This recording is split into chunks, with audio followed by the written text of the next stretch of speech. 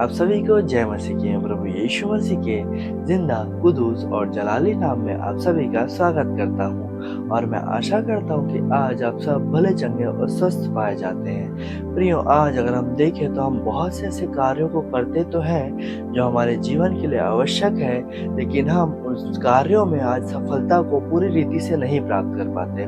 आज हमें इस बात को समझना है कि जब कभी हम अपनी पढ़ाई को या अपने जॉब को ज़्यादा प्रायोरिटी देते हैं और परमेश्वर के वचन को, परमेश्वर के भवन को, इन सारी चीज़ों को जो परमेश्वर हमारे जीवन से चाहते हैं उन्हें कम प्रायोरिटी देते हैं, तो आज हम देखते हैं कि हम अपने जीवन में किए गए कार्यों में पूरी तरह से सफलता को प्राप्त नहीं कर पाते। आज परमेश्वर का वचन हमें बताता है मत्ती 6:33 में कि इसलिए पहले तुम परमेश्वर के राज्य और उसके धर्म की खोज करो, तो ये सब वस्तुएं भी तुम्हें मिल जाएंगी।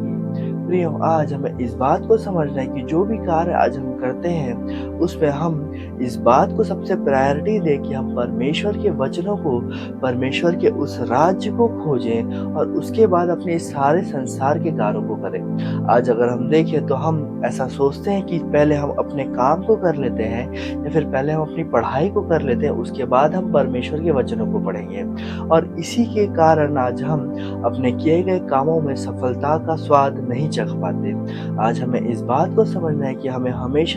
परमेश्वर के धर्म और राज्य को, परमेश्वर के कार्यों को, परमेश्वर के भवन को, उनकी संगति को, उनकी आराधना को, उनके वचनों को सबसे पहला प्रायोरिटी देना है और हमें सबसे पहले परमेश्वर के राज्य की खोज में लगना है। उसके बाद ही हम अपने सारे कामों को करके उस सारे कामों में अपनी सफलताओं को देखेंगे। आज परमेश्वर का वचन हमें यह बता रहा है कि हम जो भी काम करते हैं उसमें अगर हमें सफलता चाहिए है तो हमें सबसे पहले परमेश्वर के धर्म और राज की खोज करनी है, परमेश्वर के वचनों को समझना है, परमेश्वर के वचनों को निरंतर पढ़ते रहना है,